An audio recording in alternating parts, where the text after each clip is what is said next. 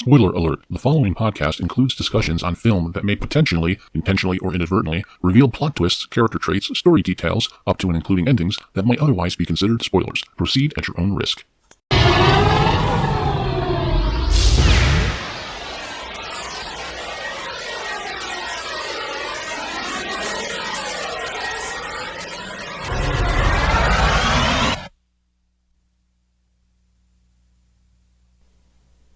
You're listening to Moviesucktastic.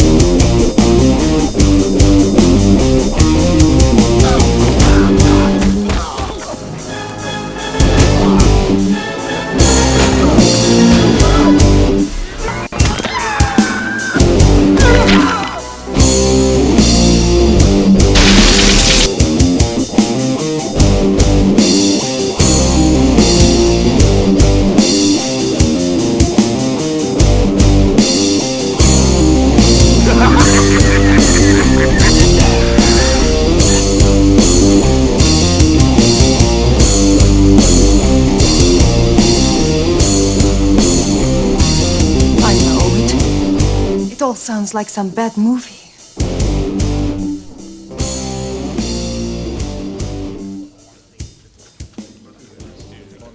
Oh boy. Are you home alone tonight? Got no one to cuddle? Urging for some connection? Don't worry, Daddy ain't gonna hurt you. Just tune in Moviesucktastic. Give us a call at 908-514-4470. Tell us what bad movies have been tickling you.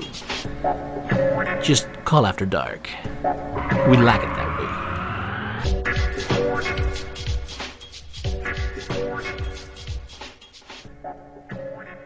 This is going to be a fun episode. Oh, yeah, baby. This bottle's be gone quickly. So, sir. Dungeons and Dragons is what you challenged me to, you son of a bitch. So, let us open the realm here. I am the Dungeon Master. I will guide you through this realm. Avast ye. Have you brought thine dice? I have 12-sided. 20, well, 12-sided. Well, 12, really? 12? 20-sided. A 20, you know, 12-sided dice. You know, 20-sided for save. 12. 20-sided, some 10-sideds, some 4-sideds, and of course some 6-sideds. There are no 12-sided die. There are, but that's stupid. Because there's 6-sided dice. You don't need a 12-sided die because you have a 6-sided die. Sure. Your basic role-playing set is 4, 6, 8. 8? This goes to show how often I role-played. 10 and 20. I role-played with you guys when I was forced to. That's right. And honestly, I was never a fan of Dungeons and Dragons myself because I always rolled up clerics and they always died from failing poison saving throws. Right. And I was never into the whole. Actually, I did play a Berserker that I enjoyed very much. Oh, really? So. We did. I don't think you were in on this, but I think we did Star Wars at Gerard's house for like 2 years. I was never a Star Wars fan, so I did not do Star Wars. No. Yeah, we did Star Wars every week, and it was every single weekend. Yeah. And to the point of where I said, guys, maybe we should go out. Go try and pick up some women. What? Silly man. And as much fun as role-playing was hanging out in Gerard's basement, ordering food, and just staying in and not having sex with women, I still wanted to have sex with women. That was just my personal preference. So after a while, I decided to not role-play, and I kind of took some people away from the table. I wasn't... Sir? I wasn't a very popular person when I did that. You chose poorly, Dragon Master. Really? Yes. Okay. Obviously, the thrill of the adventure is much more important than failing to attract the opposite sex. I wanted to have sex. I'm sorry. Who doesn't? Yeah. All right, let's get into this because we still have to play the trailer for everybody. Might I just add that the movie Dungeons and Dragons actually gives Satan worshipping virgin nerds a bad name. It sure does. Yes. It sure does. Do we want to just go jump right into playing a trailer? Because we've already talked for long enough. Yeah, give me time to open my notes. And go ahead. Go. All right, I'm going to go ahead and play a trailer. And when we come back, we will talk about Dungeons and Dragons.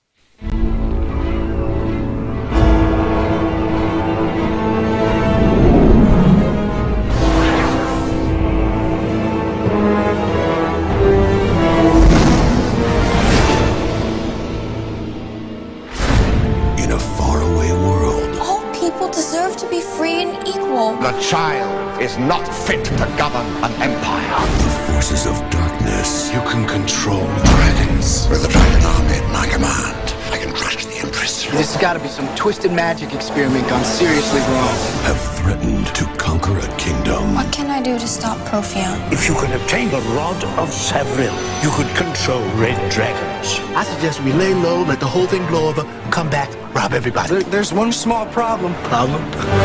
I kind of committed us to find it. Let their blood rain from the sky! Trust me. I hate when you say that! Don't touch that! Kill them slowly. If we finish the maze, you win the prize. Have to do better than that. They must complete this task alone. You know, I love the way you track. I'll get Marina, you get the map. How you get the girl and I get a map? We gotta work out some new plans. I want them found. Do you really think you can steal my destiny? Be careful. You too.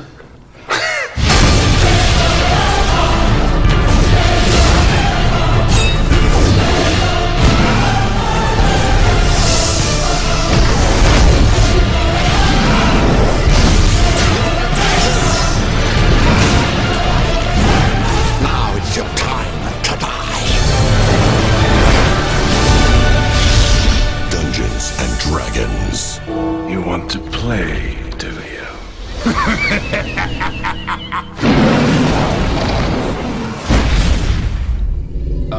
Well, I will say, trailer, much better than the film actually is. Amazingly so. Yes.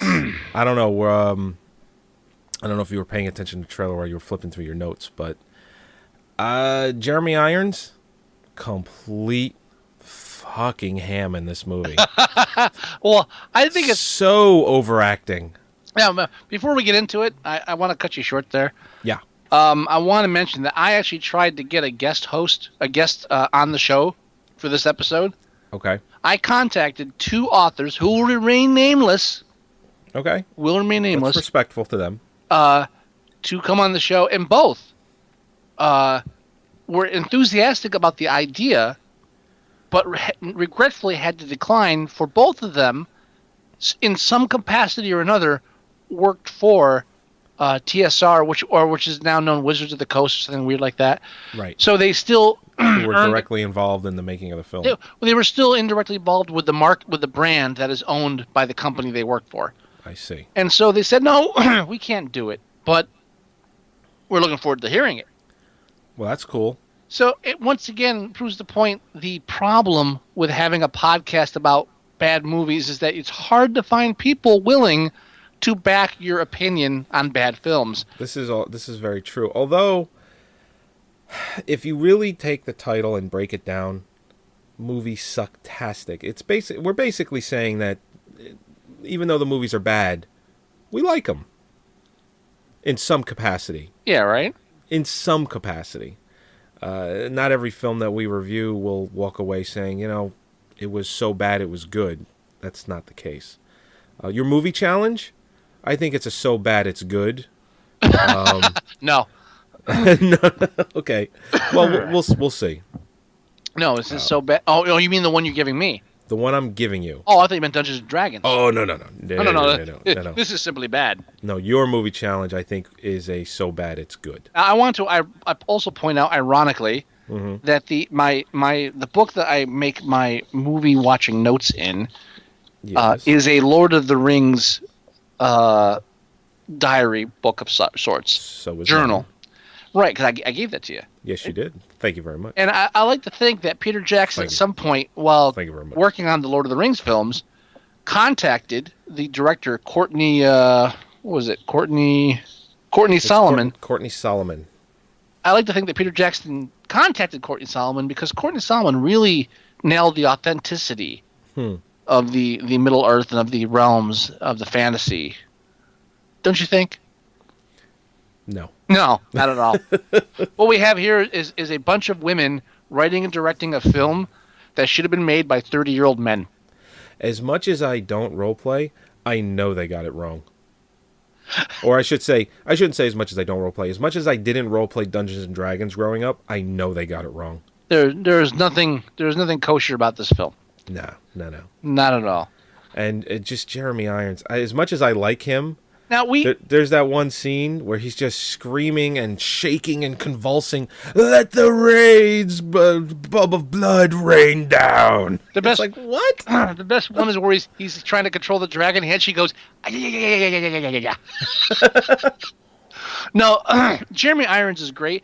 First, this is like the fourth film in a row, third or fourth we've had in a row, which has starred a major actor, right? Like an Oscar nominee or like a well-respected actor. He won. He was a winner. Yes, he won for of some kind. The hell did he win for? The Reversal of Fortune. This is the third or fourth film we watch where we have a major, well-respected actor in a film so beneath them that they just totally don't give a shit. Yeah. Well, take Thora Birch for instance. She plays the Empress, Savina, and poorly, I might add. She was in the multiple Oscar-winning film American Beauty the year before, applauded for her performance, her dramatic performance in that. She rode a horse. What, in American Beauty? Oh, wait, no, I'm thinking of American Velvet. What the fuck are you? Yeah, American Beauty. I'm thinking of National Velvet, yeah, sorry. Kevin Spacey. Yeah, okay. Yeah. No, she was good in that. She was actually very good in that. And she lost like 200 pounds or something, didn't she? She was like... Jesus Christ, no. No, but she wasn't like that skinny in American Beauty. No. She was 16. She was only 16 years old. When she did that nude scene, that's part of the trivia of that film. She was 16 when she did it. No, she just, I guess, naturally was getting older. Her agent probably said maybe you should lose 20 pounds. And she did. But she actually gained weight back when she did Ghost World. But besides the point, what I'm getting at... Ghost World I liked. I like Ghost World. Yes. What I'm getting at is not more than the year before, she was in a multiple Oscar-winning film with extraordinary performances all around. Yeah. And it's like she completely forgot about that when she did this film because her performance in this is atrocious. Oh, no, horrible. It's just terrible. Horrible. Terrible performance.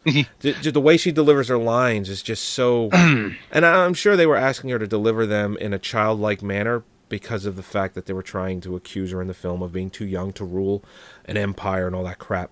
So... what do you have here is a woman, a child. Not fit to rule an empire. Jeremy, slow down. Just take it easy. But... And that's just her performance. Marlon Wayans? Well, hold on, hang on. 2 years prior. Hold on, slow down a bit. Was in Requiem for a Dream. Slow down a bit. Yeah. And no, you're wrong. Was it the year before? And you're wrong. Hold on. I'll correct you on that in a minute. But slow down. I want to talk about Jeremy a little bit. Okay. Because Jeremy, again, he is so blatantly doesn't give a shit, where he's just, I'm just going to act insane. He's like, whatever the director wants, I'm going to do it. I don't care. I'm not trying to give a real performance. And you got to question the director. Because here's Jeremy Irons, who, in the opening of the film, after the voiceover in the beginning, which is your first warning sign, right? Red flag, voiceover in the beginning, telling you what the film is going to be about. Bad sign. Yeah, it's always a bad sign. And Jeremy Irons rushes, literally. Wait. You know what's a bad sign? What? The movie 11-11-11 already being ripped onto the internet in DVD form. But besides point, continue. Anyway, that shit's already out. But Jack and Jill. Anyway, anyway, go ahead. I mean, well, there's there's plenty of bad signs about the opening of the film. First of all, TSR for some reason didn't want to have their copyright logo attached to Dungeons and Dragons. Where if you see anything else that has Dungeons and Dragons on it, that TSR logo is right in the bottom right hand corner. All of a sudden, this film, no, don't bother putting TSR up there. we don't want a connection. Yeah, we don't want to be a part of it. Another bad sign. You can almost imagine the set designers talking to each other. But how do we convey that it's an evil dungeon? I know, just put random skulls everywhere. First shot, it's like literally what is it like an aqueduct of some kind bringing water into it, and there's a skull placed in the center of it, because that's where you put a skull on the aqueduct cover. Where else are you gonna put it? Yeah, and then there's a random pile of skulls off to the side. But anyway, after that little quick establishing shot of maybe 15, 20 seconds, Jeremy Irons rushes onto the screen as if to say, "Hold on, don't leave the theater yet. I'm here. There is a real actor involved. Here I am." Now, Jeremy Irons rushing upon the screen, just thrust on you immediately. Jeremy Irons. Meanwhile, who do we give the sly reveal of the personality to? Do you remember halfway through the film? Jeremy Irons, Oscar-winning actor. Yeah. Rushed onto the screen. Yet we give the what do I have down? The big identity reveal to Richard O'Brien. Oh yeah. It's like, yeah, okay, yeah. We've got Jeremy Irons. Riff Raff. But hang on, we got Riff Raff. Hold on, you're gonna love this. Hold on a second. It's like one of those things when they filmed it, the shot is supposed to give you the idea that they're expecting the audience when he reveals to go, "Hey!" Obviously, the director has her finger on the pulse of the role-playing community, knowing that they're immediately going to say, "Hey, that's the guy from Rocky Horror Picture Show. I like him." But I had to get that part off my chest. Okay. But you're right. Jeremy Irons is insane through the film, and it's hard to pick what his most outrageous delivery is. It's near the end of the film where he's convulsing, just screaming, "Let the blood rain down upon." Let the blood rain down. It's just so over the top. It's at the end of the trailer. I'd almost want to play it again, but I won't. But it's just, he's like, "Let the blood rain down." It's just like, all right, Jeremy, take it easy. And they're just, through the whole film, they're just searching for somebody's rod through the whole goddamn thing. It's all staffs and rods and all very staffs and rods. Like, will you help me find my rod? Scott, will you help me find my rod? I have the staff. You have it. You're already holding my rod. I'm holding my staff, yes. I'm holding my staff My staff is more powerful than yours. We should have a sword fight right now. Right now. Here. Yeah. Dude, yeah. Oh, wow. Don't make me jump ahead in my notes. Speaking of staffs and rods, I have to say this now. My favorite, Justin Whalen, of course, is the lead.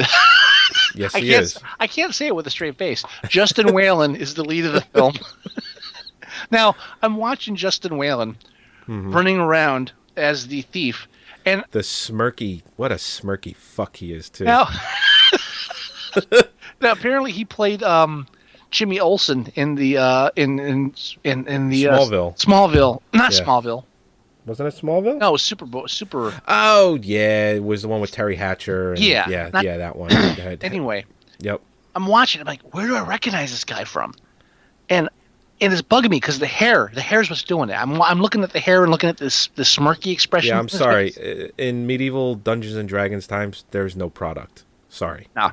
But I'm trying. It's bugging me. Where do I recognize this hairstyle and the smirky, grimacy face? Where do I recognize it from? It's bugging me because it's ingrained in my memory. Obviously, it's a film I liked. Justin Whalen is, of course, he plays Scotty, the chronic masturbator and sexual pervert that Kathleen Turner kills in Serial Mom. My favorite role of his. Oh my God, you're right. He's the one that's masturbating constantly, and Kathleen Turner kills him because he's a pervert. Wow. Now, I also, mentioning that, I have to say, that's not your movie challenge, by the way. No, okay. Is it? Okay, that's a good film. I liked it. Mentioning that, I have to have a disclaimer. Despite the fact that I and the character that Justin Whalen plays in Serial Mom, Scotty, despite the fact that we both have the same name, I have the same name as the chronic masturbator and sexual pervert that Kathleen Turner kills.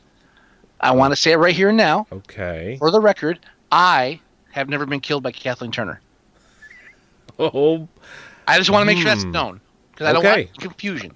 Okay. All right. I'm no longer confused. Okay. Now, as for your amusing little anecdote there about Marlon Wayans.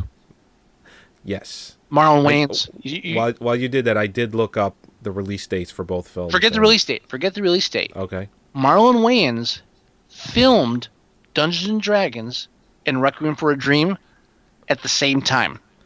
Get out of here. He was starring in both at the same time. Because they were only released a couple of months apart. Right. Which means he was filming both of them simultaneously. Which means Marlon Wayans has the distinction of having simultaneously filmed his best film ever and his worst film ever. I don't know about his worst film ever. His worst performance ever.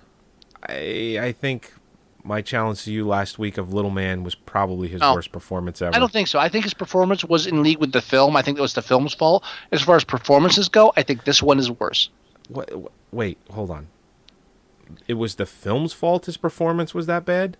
How? It had nothing to do with the fact that his brother is directing the movie and they just want to goof off. All right, Joey. Three family members are involved in Little Man, and you think, hey, maybe we should do it in this direction. And you know what? I can act like this. The way I always fuck around, when I was hanging out with our friends. Joey, they're CGIing your face onto a midget and telling you to pretend to be a baby. How do you pull that off? You don't. You don't. But they put you in a film and say, okay, you're supposed to be a thief in a medieval era where there's wizards. Can you pull that off? There's plenty of ways to pull that off. How do you not pull it off? By being a racial stereotype and a bad one at that. And I think they said, here, this is the performance we want from you. And he gave it to him. Oh, no, he could have I think they asked him to be the racial stereotype, and he did it. Between the two of them, he fulfilled the role. There is no excuse for Little Man. No, I'm not saying there's no excuse for Little Man. I'm saying that the weight of his performance lays on his shoulders for Dungeons and Dragons. I don't agree with it. Anyway, he filmed both films simultaneously. That's interesting. Yes, it is. That really is interesting. I wonder if going to the Requiem for a Dream set and pushing out a performance like that, and then having and going to Dungeons and Dragons, where it's like, man, what the fuck am I doing? What the hell am I doing? Okay, now wait, hold on. In the film's defense, since we're talking about Jeremy Irons in the opening scene too. Yeah. In the film's defense, in the first 5 minutes, not even 5 minutes, we have a dungeon, and we have a dragon. We're done. Yeah, we're done. Everything else is window dressing, people. We gave you what you came for. That's right. This is technically an accurate title. And what about Jeremy Irons' right-hand man, Damodar, played by Bruce Payne? Yeah, Damodar. I tell you, blue lipstick is a very daring choice for a villain. I don't know what they were thinking with that. Who, they do have something called dailies, which they do get to see on a daily basis, which is why it's fucking called dailies. Are we committed to the blue lipstick? No. After day one, why did they stick with the lipstick? It just. You know what I like more than the Bruce Payne should have fucking spoke up. That's what he's like. Listen, do you guys know Courtney, can you come over here, please? Yeah, what's the matter, Bruce? The blue lipstick ain't fucking working for me. but you tested well. Yeah, Is this your blue lipstick? You just don't want it anymore? Is that what's happening here? All right, Bruce. You know what, Bruce? It's either that or we slap a third eye in your forehead. Take a fucking... I was in passenger 57, God damn it. All right, Bruce. Which one are you less proud of? Dungeons and Dragons or passenger 57? You can only choose one. The only thing I like better than the blue lipstick is the director's apparent equation that whispering equals menacing. Oh God! I want you. Have Cover. Got to be kidding! And everything is just so drawn out. Hold on. My favorite one. Cover. I want brigades at every sewer entrance and exit. Very accurate. How many sewer entrances and exits does the average city have? I want them found. Oh, wait. Oh, look. I cut her. How unfortunate. You know what? That's not doing it for me, sir.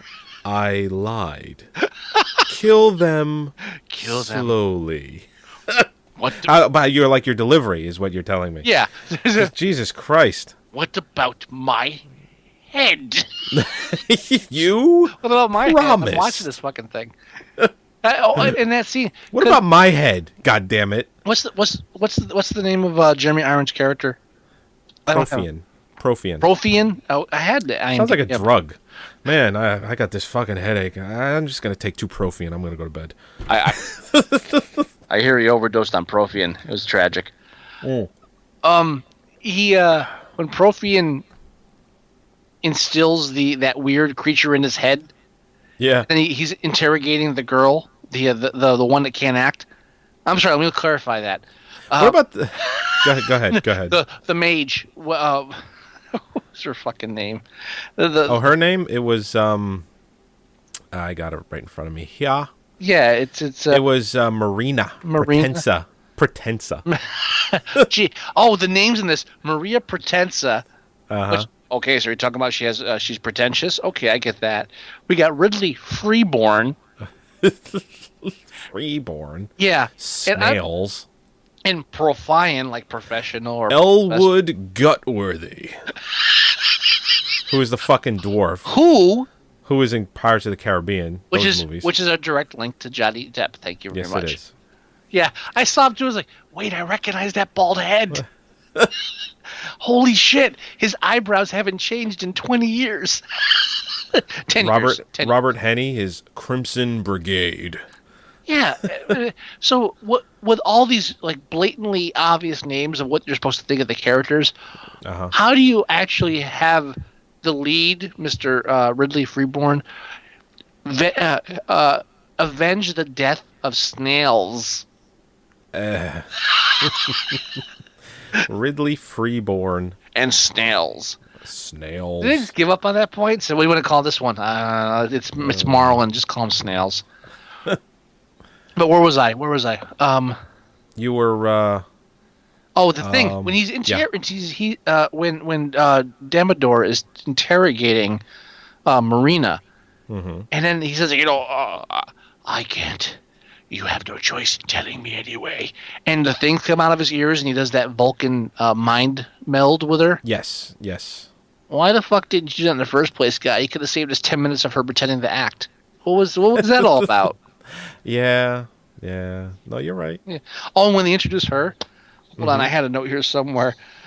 It's like when she first meets them. Right. They mentioned the spell of holding and feeble mind spell. Say that should hold the geeks for about 5 or 10 minutes. It is like blatantly. All right, there's 2 spells from the basic handbook. Yeah. And they're all low-level spells, by the way. So.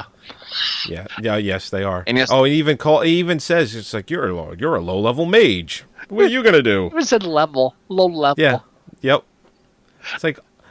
At that point, they were expecting nerds to just jizz in their pants. And, oh my God! They referred to the D&D. They skimmed the player's handbook, and that was it. So, all right, we're gonna do this. Yeah, just say level, just say mage, and just make sure there's a dungeon and a dragon here and there, and now, we'll be fine. I play Dungeons and Dragons occasionally. Mm-hmm. Does dragon blood really make water flammable? And I can't. I question the logic of that. I can't think of it. It might have been the movie Dragon Slayer, but I think they did it in that film too. Oh, when they kill that dragon in the first 5 minutes, when they lower the portcullis on its neck and kill it. Yeah. Only thing running through my head. The Return of the Jedi? No. Oh. Please let it be the Sean Connery dragon. I am the last dragon. Oh! Oh, fuck. Snap his fucking neck. I actually thought of Return of the Jedi. Well, that too. That fucking thing. Speaking of Return of the Jedi, speaking of Star Wars, I'm watching these scenes where Jeremy Irons is criticizing Empress Savina for her want to. Now apparently she's a socialist. Oh, she wants everyone to be equal. Apparently, I'm assuming that's distribution of wealth. She's a commie bastard, but he's arguing to the console about it. All I'm thinking is George Lucas stole this. George Lucas stole this. Speaking of Star Wars, real quick. No. What? I'm still on this. Look at the ahead. scene. It's a round chamber. All of the people of the console, or whatever it was called, are sitting in the booths around it, and he's arguing against her, and she's talking about, and he's saying, "Oh, she's too young to know what the real." Dude, tell me Lucas didn't literally rip off Dungeons and Dragons for his Senate scenes. It's fucking blatant. Well, did they have any Senate scenes in the first film, Phantom Menace? Yeah. Only because that came out a year before this. Did it? It came out in '99. Fuck. Never mind then. I still say he stole it. Well, anyway, speaking of Star Wars. Speaking of Star Wars, sir. Speaking of Star Wars. Are you talking about the cantina scene? No, I was actually just going to mention that somebody was mentioning to me that they a fan released all three original. Wait, a fan of Star Wars or a fan of the show? Oh, fan of Star Wars. No, the guy that I'm sorry, we don't have any fans. Anyway. And we do. They're quiet fans. No, this person, a fan of Star Wars, he took the 3 first films, and because Lucas has completely fucked around with them so much, this person took the 3 Blu-ray rips of the films, took out all of the extra crap that Lucas put in with all the CGI, took scenes from the remastered Laserdiscs, converted it to high def, reinserted it back into the Star Wars films for a complete and perfect cut of how Lucas originally had the films before he started fucking with them. And that is now on the internet to be downloaded by all. I hate Lucas. Oh, I hate him so much. But that's understood. That's known. Yes, it is. But yeah, the Senate scenes, all I can think of is Star Wars. Were there any Senate? No, there weren't any Senate scenes in the first one. It was all the second one.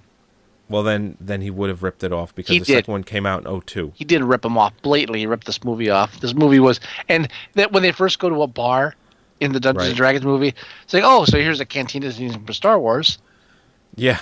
Including the weird languages, and of course we have midgets. Yeah. Uh-huh. Wow, dude, I'm already halfway through my sangria. This is good stuff. Oh yeah, I've had some. It's delicious. I should have been drinking this when I was watching this movie. Oh God. Oh, speaking of the Senate. Yeah. Wait a minute. A corrupt government official?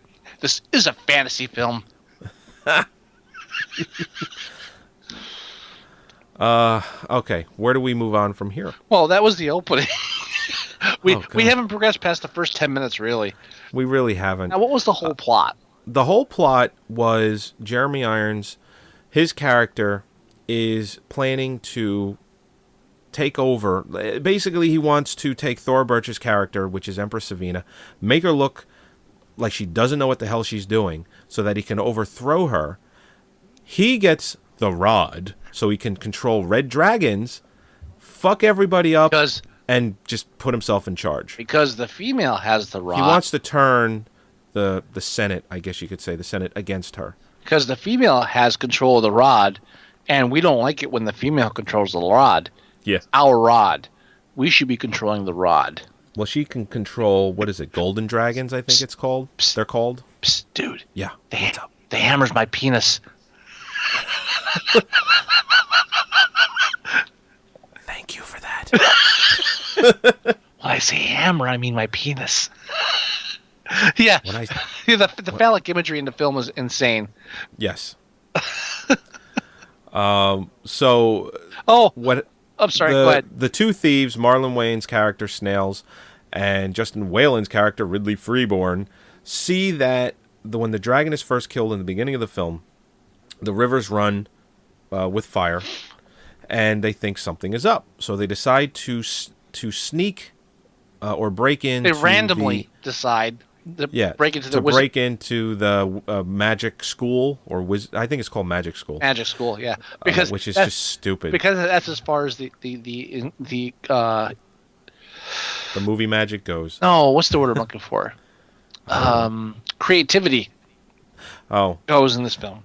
So they break in, and Damodar, who is sent in by Profian, which is Jeremy Irons' character, to talk to the head wizard to find out where this rod is, because Jeremy Irons needs it.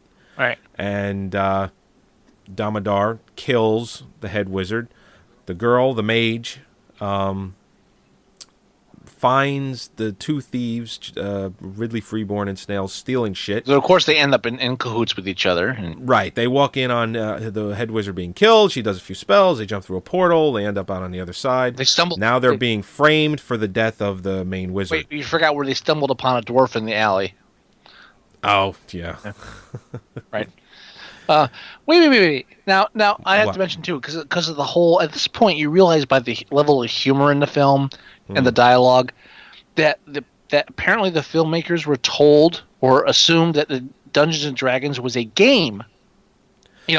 Game, and therefore they catered the script to a 12-year-old audience, unaware that the average role player is in their early 30s. And I speak from experience. Yes, sir. By the year 2000, now in the 70s when Dungeons and Dragons first came about, most of your players were teenagers. By the year 2000, your average role player is in their late 20s, early 30s, and a sad individual. And I'm speaking as one. so I'm not casting aspersions. I'm speaking from experience. Okay. That's very bold of you. Dude, I am the epitome of bold. Or guacamole, one of the two. Oh, I like guacamole. So anyway, Damodar basically is chasing them through the entire film to try and get this rod. The rod. Well, actually, what they have to get first is the Eye of the Dragon, which is this big red ruby. Another dragon. Which is used to get the rod. To get the Eye of the Dragon, they have to go through another dungeon. And Richard O'Brien's maze, which no one has ever survived. Because it's so complex. You know what I kept thinking of through that whole thing? What, Saw? No. Oh. Beyond the Forbidden Zone. Oh, God. What was that called? It's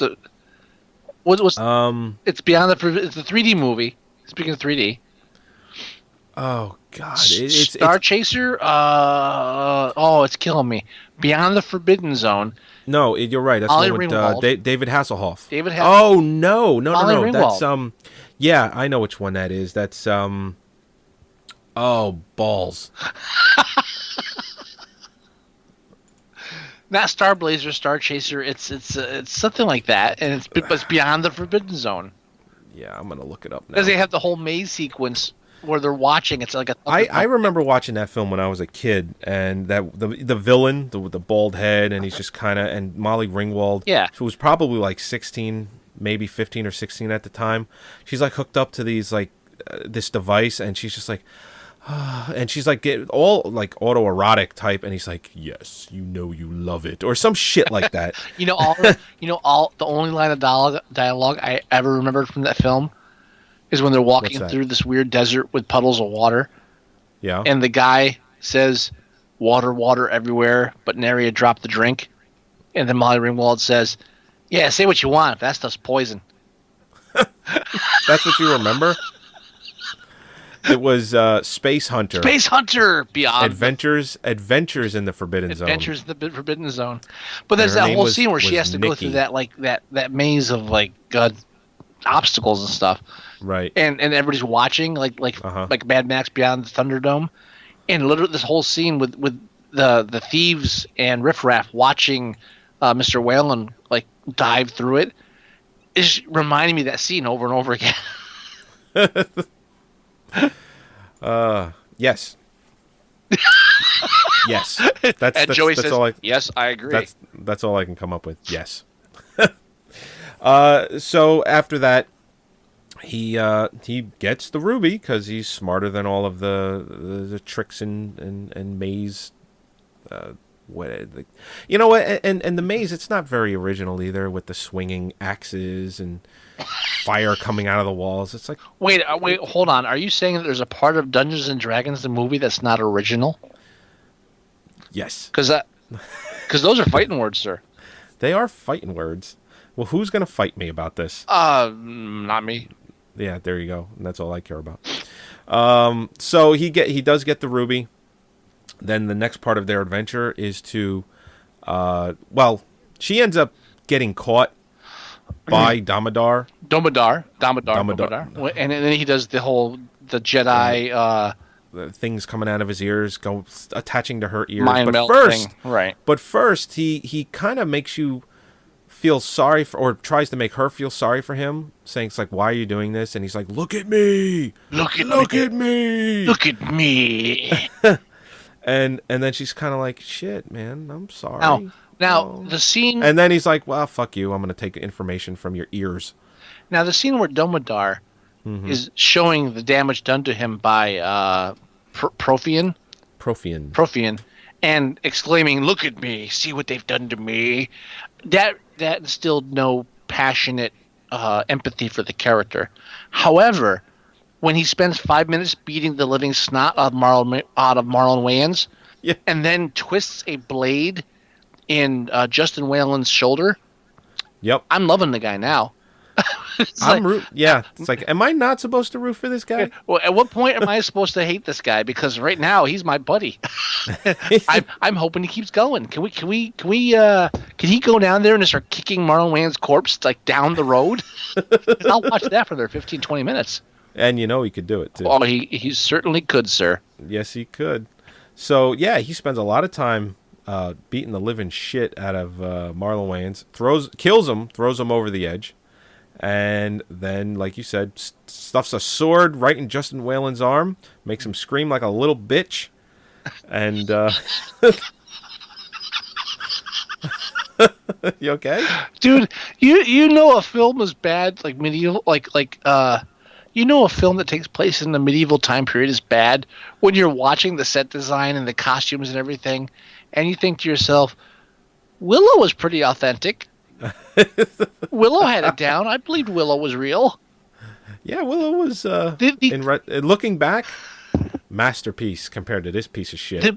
The costumes, as far as the elves, right, breastplate and the dwarf's helmet and all that stuff, so plastic. Oh God, there's nothing metal about. Well, and you know what? The CGI. This is another example of films. 12 years ago. Hold on. What? Hold on. You said CGI. Yeah. No. There's a lot of it in here. No, there's no CGI in this film, sir. What are you talking about? There are computer graphics in this film. When we say CGI nowadays, we think like really advanced computer graphics. Yeah. In Dungeons and Dragons, the movie. What do you think CGI stands for? But CGI now stands for realistic computer graphics. CGI stands for what CGI stands for. CGI has a meaning. Whether they did it 12 years ago, 11 years ago in this film on a really shitty craze machine, or they're doing it now on the state-of-the-art craze machine, CGI is CGI. There's a difference between computer graphics. There's a difference between realistic computer graphics meant to mimic reality and computerized backdrops that the camera zooms over for an establishing shot. When the computer. I'm not using the word CGI for these scenes because it doesn't deserve it. When the computer graphic generated shot of the castle is shown, right, and the camera zooms up it, and that's the kind of shot you would see in your average video game. Oh yeah. Well, that's where I was getting at. When I say video game, I don't mean like Xbox video game. I mean PC adult video game where the castle is what you see before you watch a clip of pornography. That level of sophistication. I was just okay. Good. Thank you for going there. But that's not what I was going to say. What I was going to say is a reasonable description. No, it's fine. All I was going to say, I was just going to criticize the film for being yet another movie back 10, 12, 15 years prior, just overusing the CGI. Like up and down the castle and dragons flying in and out and it not looking very good. And I looked at the budget for this film, and even in 2000, a very small budget of $35 million. Well, you know, which is part of the reason why it doesn't look as good as it should. Courtney Solomon, from what I read, I believe the director was also the one that got the rights to the film. Okay. And the rights were purchased in 1990, and they spent 10 years building up the $35 million budget for the film. Really? This is after 10 years of trying to scrounge together money for it. This is the best they could do. Oh. So, okay. When you say poor special effect graphics, right? That's what they are. That's my point. Yeah. Okay. That's all. Is there anything else we can talk about? Oh, there's tons. Hold on. Let me go down my notes a bit. The Beholder. The Beholder. You know what a beholder is, right? Yeah. It's that big thing with the eyes? Yes. Okay. The whole idea of a beholder. Oh, yeah. It was hanging around with the soldiers. The whole idea of a beholder is that it can see all around itself. Yeah, it shouldn't have to go, hey, where'd they go? Or I'm going to come get you. First of all, a beholder should not be that easy to distract. And second of all, if a beholder is a creature that has 10 eyes on tentacles, it doesn't have to turn its head when it hears a noise. When the beholder's eyes all open and it turns its head and all 10 eyes look at the same direction, I'm thinking, here's someone who doesn't truly grasp the concept of what a beholder is. I agree. This is something that can look. It's around for a reason. It's round to encompass the idea, and it's got one big eye. Yes, it has the one big eye, but it's got a lot of little eyes too. And they're on these movie stocky things, and that means it can look behind itself and stuff. And the fact that they can throw a rock and distract the beholder. You don't have to know what a beholder is to understand this is stupid. You could have never played a role-playing game in your life and see the ball with the big eye and then the little eyes and the stocky things, and then watch them, true. And then see him throw the rock and watch the whole ball turn. And even someone who has never picked up a 4-sided dice in their life will say, "Why the hell did it turn its head? It's got the little eyes and the stocky things." This is the basic flaw with the film. You have people making a movie about a concept they do not fully comprehend. Even in Big Trouble in Little China, you remember? Yes. The beholder in there. Yes. Just totally just its eyes are moving, but it's not in that scene. That was a 10 times better beholder. Of course it was. And beholders don't sleep. Why would a beholder sleep? Nah. Why would a beholder sleep? Nah. I don't buy a beholder sleeping. I mean, it's got a lot of eyes to rest, but. Well, yeah. Oh, best line of the whole film. Best line. Guess who gave the best line in the whole film? Let me see if I can guess the best line in the whole film. I give up. Domodar. Oh, he had a lot of good lines. When he catches Marlin, when Domodar, out of all the bizarre names, Marlon Wayans is the dumbest name. Snails. And it's Marlon Wayans. Yes, his name is Snails. No, Marlon Wayans. Oh. The dumbest name. I can't even pronounce it. When Domodar stumbles upon Marlon Wayans, if his real name was Snails, that would make more sense to me. And he says, just like you thieves, always taking things that don't belong to you. And at first I'm thinking, yeah, that's what thievery means, dumbass. And then I had to stop for a minute. Wait. Are they trying to be clever? Was that supposed to be sarcastic? Yes. And then I had the flashback to the first 45 minutes of the film and think, no, they just thought it was funny. And it's not. No, they actually no. There's no. You don't think it was sarcasm? I don't think they were trying to be funny. I think they actually thought it was a cool line. Think about it. Just like you thieves, always taking things that don't belong to you. It doesn't work unless you're truly being sarcastic, and you can't be sarcastic when you're wearing blue lipstick. That's a rule. I've always said that. I think that is the number one rule. Yes. And now, also, in that same sequence where...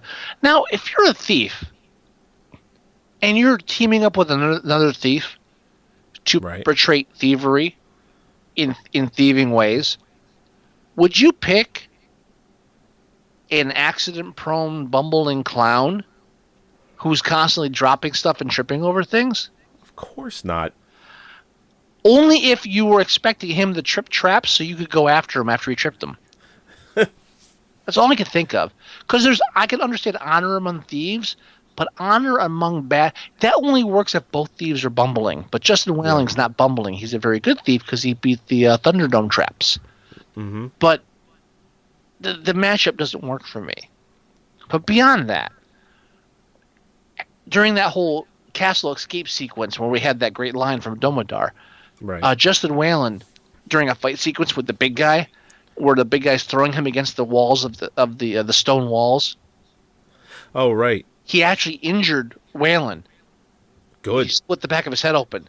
Yeah, and you beat me to it because I was thinking to myself, that thought makes me happy. It warms me inside knowing that during the making of this film, Justin Whalen was injured, felt pain, and was forced to go through a healing process, much like I have to, having rewatched the film. That warms me on a certain level.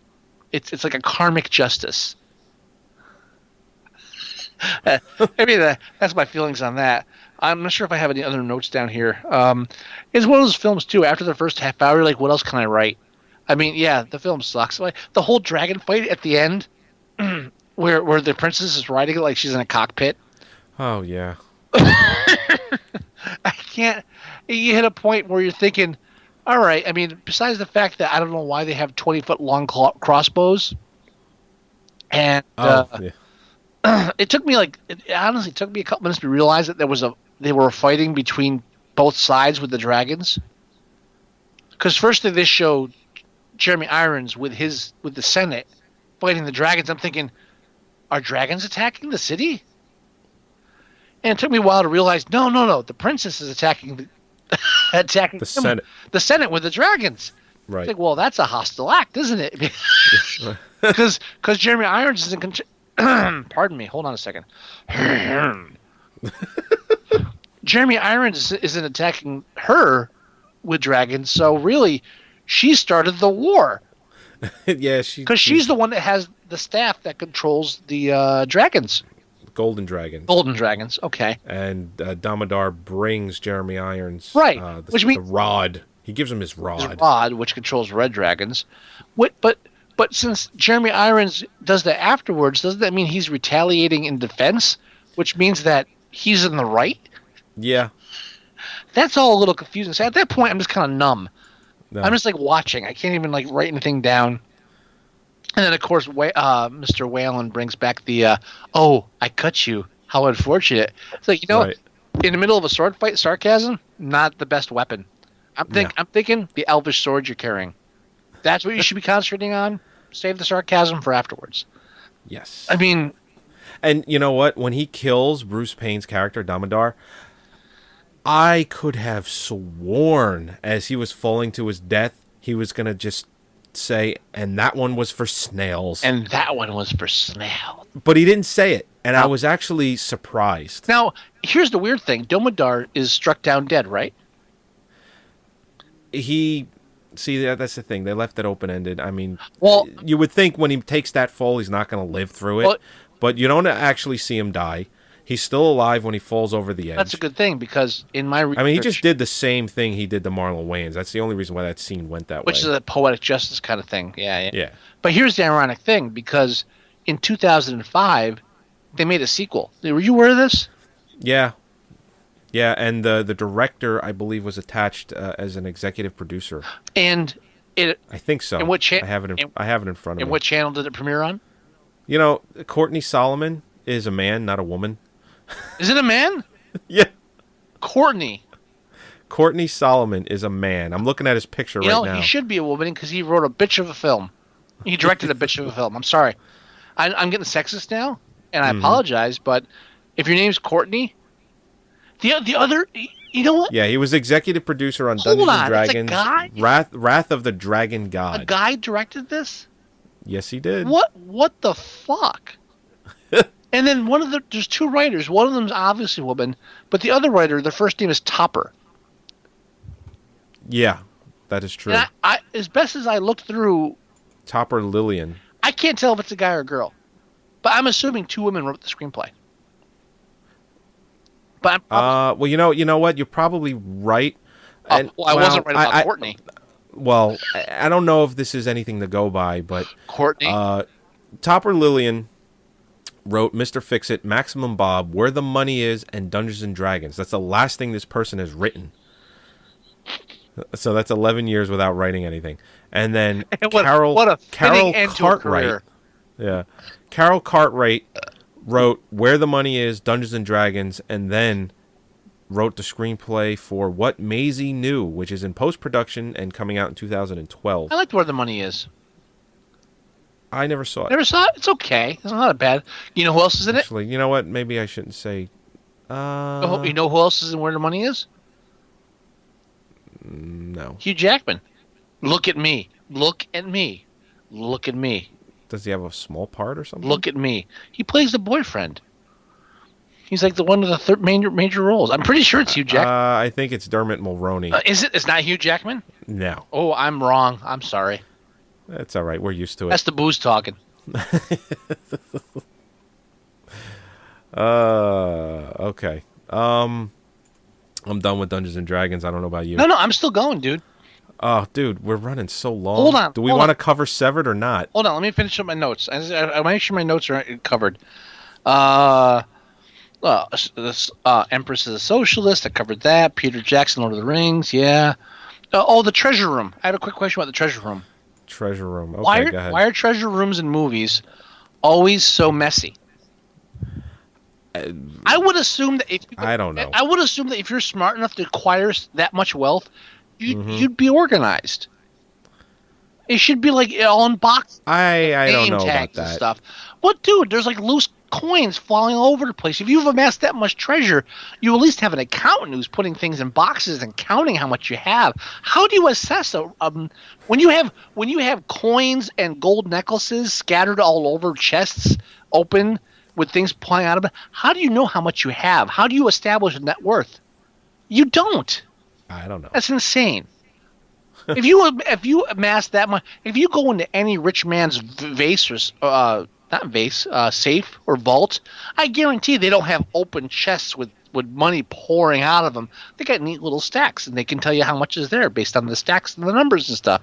It just seems kind of reckless to me. Yeah. Maybe it's the time period. I don't know. I'm reading a little bit of trivia for Dungeons and Dragons. Bad idea. Yeah. Well, it says this trivia is titled "Thora Wants to Beat Up Irons." American Beauty star Thora Birch was terrified of Jeremy Irons throughout the filming of the new fantasy movie Dungeons and Dragons because he was so intense. The actress admits his style made her act better, but she spent the first weeks dreading scenes with the British actor and finished wanting to hit him. She says he's a very, very intense actor. When you do a scene with him, it becomes almost combative because he gets so into it. You want to come up to his level. I really wanted to beat him up a few times, which was great, because my character, the Empress, did too. Dude, I watched his acting in that film. I'd have to suppress the laughter. When he's going, let the rage of blood bring down the rain of blood. Peter O'Toole would have slapped him. Says, oh my God, he would have shit on his face. Sir, even there's an Oscar-winning performance right there. I am known for overacting. Zing, zoom, bam, I'm out of here. I am known for overacting in the most trivial scene, but you, sir, have taken the cake. You've won an Oscar, goddammit, I'm still trying to win one. Do they give them away? Is that what it is? Do I not know who it is? I think I'm doing James Mason more than Peter O'Toole. Yeah, I think so. I'm not good at impressions. You shouldn't let me do them. I have to, because... it's entertaining. I think I've covered everything. Good. Oh, the ending. Can we talk about the ending? Oh, okay. Now, can we make it brief, please, so I can give you your movie challenge? We can take a break and talk about Severed. God damn it. Okay, real quick. First of all, I read somewhere that one of the scripted ending that they filmed was that at the end the Empress shatters her staff and declares the hero. The surviving members, the heroes of the realm. Okay. And it said that the director thought it was such a bad ending that they didn't even bother to include it on the DVD. Wait, so it was filmed? They said it was filmed, but it was so bad, according to the director, Mr. Courtney, that they didn't bother putting it on the DVD. So he thinks that ending is bad, but the ending in which the name falls off the rock for snails, because apparently Mr. Freeborn spent whatever money he earned by saving the kingdom that he had for the tombstone. Instead, he spent it on that nifty jacket he's wearing. Didn't have money for a real tombstone. So the name falls off the shitty tombstone. Which is just a rock. Right. Implying, and then they kind of imply that Snails is alive, which to me means that he's now buried 6 feet underground and fully alive. And then the remaining members celebrate his live entombment by turning in the Roman candles. Now that ending apparently makes more sense than having the princess smash her staff and declare them heroes of the throne. I don't believe that's how the movie ended. I believe... Wait a minute, which ending? Hold on. Marlon Wayans is presumed... They leave it open-ended. That they say, your friend is awaiting you. And they all... They buried him. Yeah, his name... He's got a tombstone. His name falls off the rock. Right. You see sparkly shit happen. Right. Because... I don't know. Because she tells him... She says, don't question your gift. Just go with it. And he gets up. He's got this look in his eye. Snail's name falls off the rock. And it says, your friend is awaiting you. And then they all float and go somewhere else. Now, the fact that this is just a time of magic and all of that crap, to me, it means that wherever they're going, they're meeting up with fucking snails. And it's like, hey, buddy, what's going on? Buried him. Are we going to steal something? He's 6 feet under fucking ground. I didn't take the ending. He has a tombstone. They buried him. And he ain't dead. Which means he's buried alive. Which means wherever they're going, they're meeting up with snails. No, but then there should have been a Roman candle coming out of his fucking grave because they buried the bastard. Yeah, I understand that. He's dead. But... So you're saying the Roman candle... Listen, I'm not going to try and defend my ending over your ending. No, but they're equally ridiculous. You're saying the Roman candle ending makes sense. That's what you're saying. What I'm saying is, for me, it led me to believe that Snails is alive somewhere and they're going to him. That's rewatch the ending and tell me I'm wrong. No, but where they're going doesn't make sense. I want everyone to email us, themovieguys@moviesucktastic.com. Email us and let us know what you think. Wherever they're going. And when we don't get your email, we won't talk about it again. Wherever he's going, it's not wherever they're going, he's not going to be there because they buried him. Yeah, okay. He's 6 feet underground. Well, they probably didn't bury him 6 feet. They probably buried him like 3 or 4 feet. They probably just piled rocks over him. Yeah, fucking wolves are going to get him. The ending should be him like sitting up because... Fucking Shallow Rain's going to have his hand coming up through the ground. Fucking some aardvark is going to eat his fucking hand. Some fucking mystical creature is going to be chomping on his fucking dick. Is there a taking out the trash for this film? It's all trash. Start over. Is there anything to say that would save this film? No. I really, if I truly sat down and tried to rewrite this script, I think I would stop in frustration and say, I have to start over. Okay, I'm going to try real quick by recasting a couple roles. Okay. Domodar. All right. Chris Farley. Come on. Jeremy Irons' character, Fione. What's his name? Fionin. Profion. Jim Carrey. Jim Carrey. Yes. Okay. Now here's where I break from tradition. The dwarf. Yes. Rip Torn. Rip Torn. Yes. And not in dwarf garb, but literally like wearing like a suit. Then Justin Whalen's character and Marlon Wayne's character, both played by what's his name? Shia LaBeouf. Okay. He plays both roles. But okay, is this is this what? 11 years ago, Shia LaBeouf? Yes. Or is this being Okay, so Shia LaBeouf is practically a fucking fetus. Yes. I think that will add so much to it. Now, if they can't get Shia LaBeouf's fetus, I think Shia LaBeouf was like maybe 10 when this movie was made. They can't make the negotiations with Shia LaBeouf's fetus. Uh-huh. Or with with his fetus. If they can't make the negotiations where he has to go to school and stuff, I'm thinking Dan Aykroyd. Dan Aykroyd. Okay. He plays both roles. That's the key. Okay. All right. I'm listening. And then the princess. Yeah. I'm thinking Roseanne Barr. Ew. No, but a young Roseanne Barr.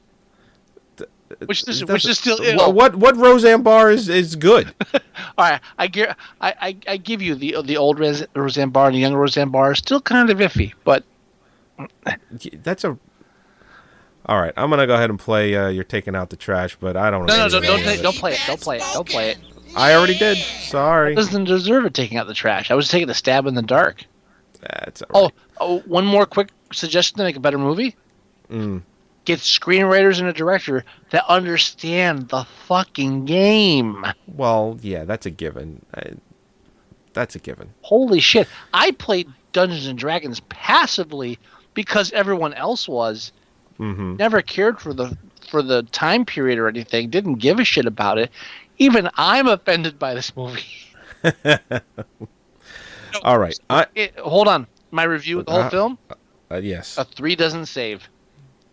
A 3 doesn't. They rolled a 3. This film does not. Somebody failed their initiative roll. And they did not save versus poison. Roll up a new character. Okay. I'm sorry. I had to go. I am so done. I was done 10 minutes ago. But I had to let you have it. Oh, wait, one more thing. No, I'm kidding. Oh, I'm okay. kidding.